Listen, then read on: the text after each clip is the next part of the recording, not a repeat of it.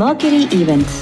உங்க ஈவெண்ட்ஸை எங்களோட பிளான் பண்ண இப்போவே ஸ்கிரீன்ல தெரியிற நம்பருக்கு கால் பண்ணுங்க.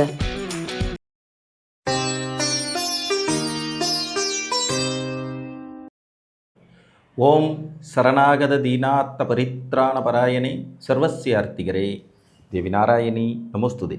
வணக்கம் நேயர்களே, இது மகாலட்சுமி ஜோதிடம் வழங்கும் காலச்சக்கரம். உங்கள் அன்பு ஜோதிடர் ஸ்ரீராம்ஜி பேசுகிறேன். அனைவரும் நலமுடன் இருக்கிறீர்களா? நன்றாகத்தான் இருப்பீர்கள், நன்றாக இருக்க வேண்டும். இன்றைய காணொளியில் நாம் காண இருப்பது ஒரே லக்னத்தின் 9 குணங்கள். வரிசையிலே விருச்சிகம். ஒரு லக்னத்திற்குள்ளாக ஒளிந்திருக்கும் 9 விதமான நிறபேதங்கள், குணபேதங்களை குறிப்பிடுறதா இந்த காணொளிகள். இது மேசம் முதல் வரிசையாக பார்த்துட்டு வரோம். இன்றைக்கு விருச்சிக லக்னம். விருச்சிக லக்னம் செவ்வாயினுடைய விடுதி வீடு, பெண் வீடு. காலபுருஷனுக்கு 8வது ரகசியங்கள் நிரம்பிய வீடு. இது பாவ வீடும் கூட. செவ்வாயினுடைய 2 வீடுகளுமே பாவ வீடுகள். அதில் விருச்சிகம் ரொம்ப கொடூரமான பாவ வீடு அப்படின்னு எடுத்துக்கலாம். இந்த விருச்சிக லக்னத்திற்குள்ள 9 விதமான குணங்களும் உள்ளே ஒளிந்திருக்கும் தன்மை கொண்டது. இது பார்த்திங்கன்னா விசாக நட்சத்திரம் 4ஆம் பாதத்தில் இந்த லக்னம் ஆரம்பித்து கேட்டை நட்சத்திரம் 4ஆம் பாதத்தில் முடிவுக்கு வரும். இதில் விசாக நட்சத்திரம் 4ஆம் பாதம் அப்படிங்கிறது பார்த்திங்கன்னா நவாம்ச லக்னத்தில் கடகத்தில் விழும். இது ஒரு நல்ல அமைப்பு. உங்களுக்கு பிறப்பு லக்னம் விருச்சிகமாக இருந்து நவாம்ச லக்னம் கடகமாக வரும்போது பாக்கிய லக்னம் விழு. பாக்கியஸ்தானம் உங்களுக்கு லக்னமாக விழுகிறதுனாலேயே அதிர்ஷ்டம் செய்த பிறவிகள் அப்படின்னு இதை எடுத்துக்கலாம். தகப்பனாரால் ஆதரவு, தாயாரால் ஆதரவு, பூர்வீகத்தினால் வளர்ச்சி, பூர்வீகத்தினால் வெற்றி, பிரயாணங்கள்னால வெற்றின்னு நிறைய நல்ல பலன்கள் வருவதற்கான வாய்ப்புகள் உண்டு. அது நவாம்சத்தில் சரலக்னமாக விழுறதுங்கிறது இன்னும் ஒரு கூடுதல் சிறப்பு. நிறைய முயற்சிகள் செய்யக்கூடியது, பல தொழில் மன்னர்களை உருவாக்குறது, தொழில் அதிபர்களை உருவாக்குறதுங்கிற மாதிரியான அமைப்புகளை இந்த இடத்துல விருச்சிகம் செயல்படுத்தும். நார்மலாகவே விருச்சிகம் ரொம்ப பவர்ஃபுல்லான ஒரு லக்னம், நீர் லக்னம். இதில் நவாம்சத்துலேயும் அதே நீர் லக்னமே விழுறதுங்கிறது உங்களுக்கு கூடுதல் சிறப்பு. ரொம்பவுமே வலிமை மிக்க மனிதர்களை உருவாக்கும் அமைப்பாக இது வரும்.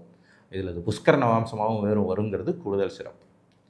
அதுக்கடுத்து பார்த்திங்கன்னா அனுசம் 1ஆம் பாதத்தில் லக்னம் வரும். இது நவாம்சத்தில் பார்த்திங்கன்னா சிம்மத்தில் போய் விடும்.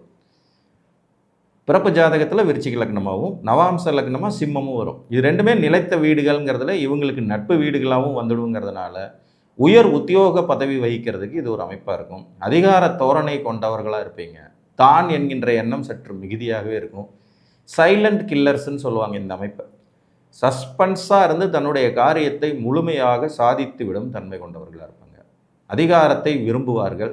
அரசியல்வாதியாக இருக்கிற தகுதி உள்ளவங்க, அரசாங்கத்தின் உயர் பதவியில் இருக்கிற தகுதி உள்ளவங்க, அப்பா சொத்துக்களை அனுபவிக்கும் தகுதி உள்ளவங்க. இந்த அமைப்பு கொண்டவர்களும் அப்பாவுடைய தொழிலை வழி வழியாக எடுத்து செய்யக்கூடிய வாய்ப்புகள் உள்ளவங்களாகவும் இருப்பாங்க. அப்பா நகைக்கடை வச்சுருந்தார், நானும் அப்படியே நகைக்கடை வச்சுட்டேன் அப்படிங்கிற மாதிரி. ஜவுளி தொழிலில் இருந்தார், நானும் இருந்தேன். எக்ஸ்போர்ட் இம்போர்ட்டில் இருந்தார், நானும் இருந்தேன். அவர் கான்ட்ராக்ட் பிஸ்னஸில் இருந்தால் நானும் இருந்தேங்கிற மாதிரி அந்த அமைப்பில் வரும். அரசு கான்ட்ராக்டெல்லாம் எடுத்து செய்யக்கூடியது, இந்த குவாரிகள்லாம் நடத்துறதுக்கான வாய்ப்புகள் தரக்கூடியது, பவர் செக்டார்ஸில் வேலை செய்யக்கூடிய வாய்ப்புகள் வரக்கூடியதெல்லாம் இந்த அமைப்பில் வரும். அதாவது நீங்கள் பிறப்பு ஜாதகம் விருச்சிக லக்னமாகவும் நவாம்சம் சிம்ம லக்னமாக விழும்போது இது அனுசம் 1ஆம் பாதத்தில் விழும். அடுத்த அனுசம் 2ஆம் பாதத்தில் உங்கள் லக்ன புள்ளி விழுகும்போது பார்த்திங்கன்னா ஆட்டோமேட்டிக்காக கன்னிக்கு போகும். இது அவ்வளோ விரும்பத்தகுந்த வீடு இல்லை அப்படின்னு தான் சொல்லணும். கன்னிக்கு செவ்வாய்க்கும் ஆகவே ஆகாது. கன்னி செவ்வாய் கடலும் மத்தும் அப்படின்னு சொல்லலாம். இங்கே லக்னாதிபதி செவ்வாய், அங்கே அது பகை வீட்டில் விழுகிற புதனுடைய வீடாக நவாம்சம் விடும். அதிகமான லாபம் கருதி நிறைய இழப்புகளை சந்திக்கக்கூடிய ஒரு அமைப்பு. நேச்சராகவே பார்த்திங்கன்னா இது காலபுருஷனுக்கு 8வது வீடு. அந்த கன்னி காலபுருஷனுக்கு 6வது வீடு. இந்த 6, 8 சம்மந்தப்படுறதுனால இந்த அமைப்பு உள்ளவங்களுக்கு வாழ்க்கை முழுக்க போராட்டங்கள் கேரண்டி. ஏற்ற இறக்கத்தை சந்தித்து கொண்டே இருப்பார்கள். தேவையில்லாத வம்பு, தேவையில்லாத வழக்கு, தேவையில்லாத கடன், தேவையில்லாத எதிரிகள், தேவையில்லாத நோய்ங்கிறது மாதிரி ஏதோ ஒரு பிரச்சனை மனசை அரிச்சுக்கிட்டே இருக்கக்கூடிய விதிகள் உண்டாகும். இந்த அமைப்பு விரும்பத்தக்க அமைப்பு அல்ல. உங்களுக்கு அனுச நட்சத்திரம் 2ஆம் பாதத்தில் உங்கள் லக்னப்புள்ளி விழுக நீங்கள் பிறந்திருக்கீங்கன்னா இது ஒரு விரும்பத்தகாத அமைப்பு. மற்ற கிரகங்களுடைய வலிமைகள் ரொம்ப சிறப்பாக இருந்தால் மட்டும்தான் இதிலிருந்து தப்பிக்க முடியுங்கிறது மாதிரி இது ஒரு நெகட்டிவ். அதற்கு அடுத்தபடியாக பார்த்திங்கன்னா அனுசம் 3ஆம் பாதத்தில் உங்கள் லக்ன புள்ளி விழுகும்போது துலாத்தில் விழும். இது ஒரு மாதிரி மறைமுகம் தான். உங்கள் லக்னத்துக்கு 12வது வீடு நவாம்ச லக்னமாக வர்றதுங்கிறது அவ்வளோ சிறப்பில்லைனாலும் கூட இது சர வீடுகளில் வலிமையான வீடு. அதையும் நம்ம எடுத்துக்கணும். சுக்கிரனுடைய வீடு சௌமிய வீடு, இயற்கை சுப வீடு.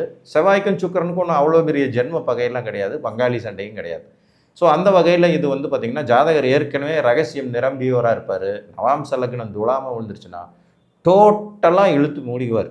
இவரை பற்றின எந்த ஒரு விஷயமுமே வெளியில் தெரியாதுங்கிறது மாதிரியான படுபயங்கர ரகசியம் நிரம்பியவர்களாக மாறிடுவாங்க. கழுத்து அறுத்தா கூட சொல்லு வெளியில் வராதுன்னு சொல்கிறதெல்லாம் இந்த அமைப்புகள் தான். ரொம்ப ரகசியமான திட்டமிடுதல்கள் இருக்கும், வெற்றிகரமாக வந்து தொழில் செய்யக்கூடிய யோகிதைகள் இருக்கும், வெளிநாடு போய் சக்ஸஸ் பண்ணக்கூடிய வாய்ப்பு இருக்கும், ரகசிய தொடர்புகள் இருக்கும், அயன சயன போக சுகத்தை கொஞ்சம் ரகசியமான முறைகளில் அனுபவிக்கிற விதிகளும் ஏற்படவே செய்யும். நமக்கு 6, 8, 12ஆம் வீட்டில் நம்ம லக்ன நவாம்சத்தில் விழுந்தாலே கொஞ்சம் நீங்கள் வந்து வில்லங்கமும் ரகசியமும் நிரம்பியவர்கள் தான். இதிலெல்லாம் மாற்று கருத்துகள் வராது. ஆனால் அதே நேரத்தில் இது சர வீடாக நவாம்சத்தில் துலாம் வர்றதுனால நிறைய செயல்திறன் கொண்டவராக ஜாதகர் இருப்பார். கடைசி நிமிடம் வரைக்கும் யாருக்கும் எந்த தகவலும் சொல்லாமையே காரியம் சாதித்து விடும் தன்மை கொண்டவர்களாக இருப்பாங்க. அந்த வகையில் இது வந்து ஒரு 50-50 சாய்ஸ் அப்படின்னு சொல்லலாம். ஜாதகருக்கு இது ரொம்ப நல்லது.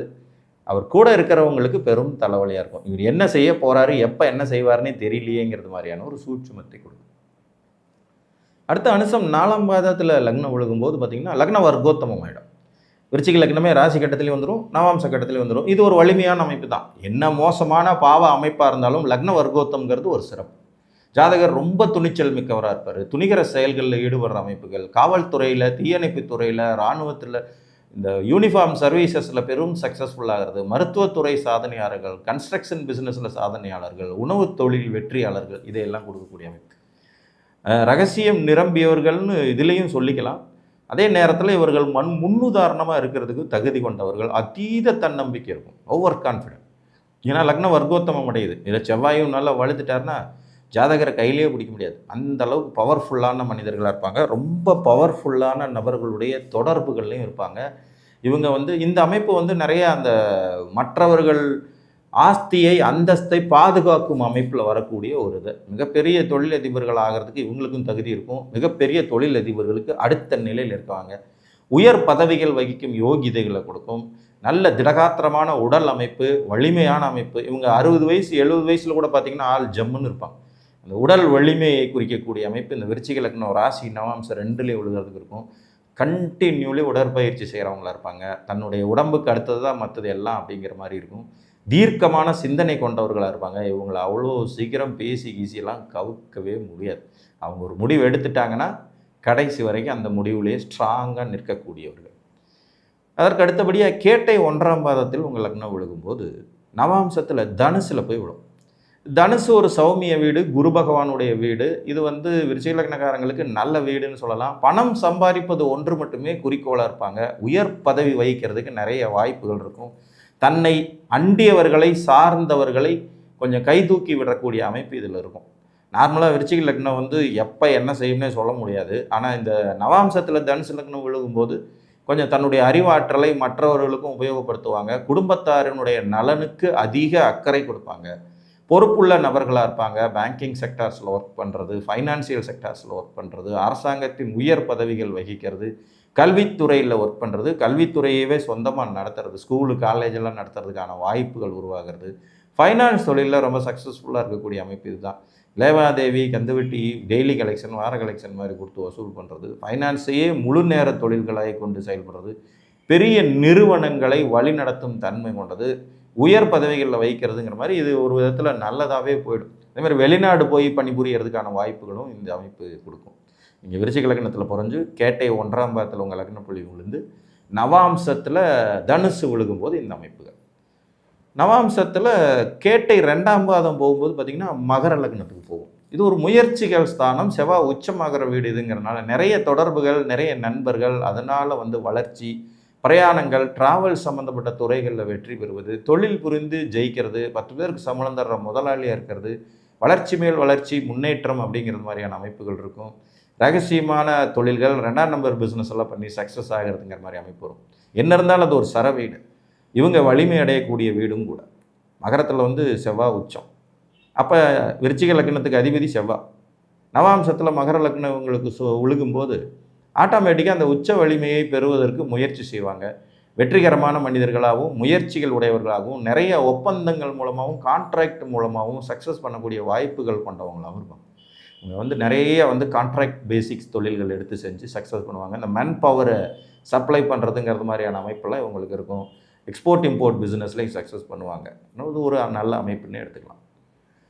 அடுத்து கேட்டை 3ஆம் பாதத்தில் உங்கள் லக்ன புள்ளி விழுகும்போது நவாம்சத்தில் பார்த்தீங்கன்னா கும்பத்தில் போய் விழும். இது ஒரு அவ்வளோ சிறப்பான இடம்னு சொல்ல முடியாது. காரணம் என்னென்னா, செவ்வாய்க்கு இந்த வீடு ஒன்றும் பெரிய வலுவான வீடு இல்லை. அது காலபுருஷனுடைய பாதகஸ்தானம், இது அட்டமஸ்தானம். அப்போ கொஞ்சம் ஜாதகருக்கு ஏற்ற இறக்கங்கள் இருக்கும், நிலையற்ற தன்மை இருக்கும். நிலைத்த வீடு தான் இருந்தாலும் நிலையற்ற தன்மைன்னு இருக்கும். உத்தியோகத்தில் பெரிய வலு இருக்காது. எதற்கெடுத்தாலும் குற்றம் கண்டுபிடித்து கொண்டே இருக்கிறது. யாரும் நெருங்க முடியாதபடிக்கு கொடூரமான மனிதர்களாக மாறிடுறது. விதண்டாவாதம் பேசுகிறங்கிற பேரில் வந்து ஜாதகர் யாரையுமே நெருங்க விடாமல் பண்ணிடுறது. அதீத வாக்குவாதம், அதீத விரோதத்தன்மை, அதீத சண்டைகள் எல்லாம் உருவாக்கிறது. நவாம்ச லக்னத்தில் விருச்சிகக்காரங்களுக்கு கன்னியும் கும்பமும் விழாமல் இருக்கிறது ரொம்ப நல்லது. கன்னி விழுந்தாலும் படுமோசம்தான், கும்பம் விழுந்தாலும் படுமோசம்தான். இது ரெண்டுமே வந்து சிறப்பான வளர்ச்சியையோ முன்னேற்றத்தையோ உங்களுக்கு கொடுக்கும் அமைப்பாக இருக்காது. வாழ்க்கையே போராட்டமாயிடும். ஒரே ஜிக்ஜாக்னே இருக்கும். ஏற்ற இறக்கம் மிகுந்த வாழ்க்கை, சான் ஏறின முளம் சறுக்குதுங்கிற மாதிரி அமைப்பு. நார்மலாகவே விருச்சிக லக்னம் ஒரு விரும்பத்தகாத தன்மை கொண்டது லக்னங்களில் ஒன்று. ஏன்னா அது காலபுருஷனுடைய 8ஆம் வீடு. நம்ம உடல் பகுதியில் பிறப்புறுப்பை குறிக்கிற இடம், கழிவுகள் வெளியேற சாக்கடையை குறிக்கிற இடம். அப்போ ஆட்டோமேட்டிக்காகவே வந்து பார்த்திங்கன்னா இவங்க மற்றவர்கள் வாரி அரவணைத்து கொள்ளும் தன்மையோடு நடந்துக்கிறதுங்கிறது நேச்சராகவே இவங்களுக்கு இருக்காது.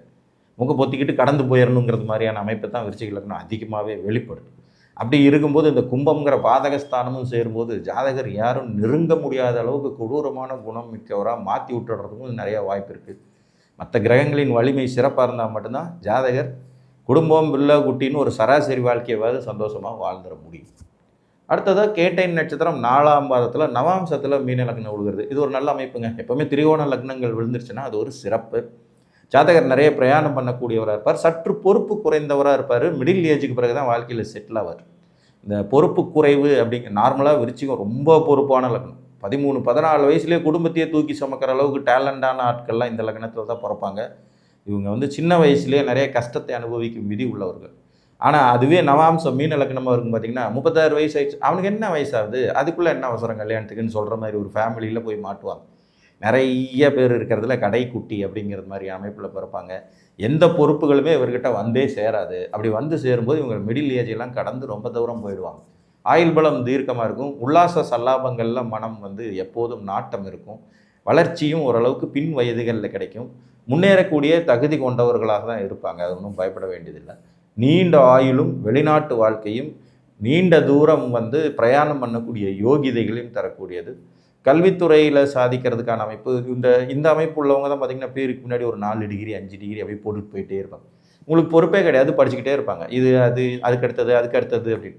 இன்னும் சொல்லப்போனால் வேலைக்கு போகிறதுக்கு முன்னாடியே கல்யாணம் பண்ணிக்கிற அமைப்பு இந்த அமைப்புள்ள ஒரு இருக்கும். குடும்பத்தினுடைய பாரம்பரியத்தை பயன்படுத்தி கௌரவம், புகழ், அந்தஸ்து, மூதையார்களுடைய சொத்துக்கள், பெற்றோர்களுடைய ஆசீர்வாதம்னு நிறைய நல்ல விஷயங்கள் இருக்கும்.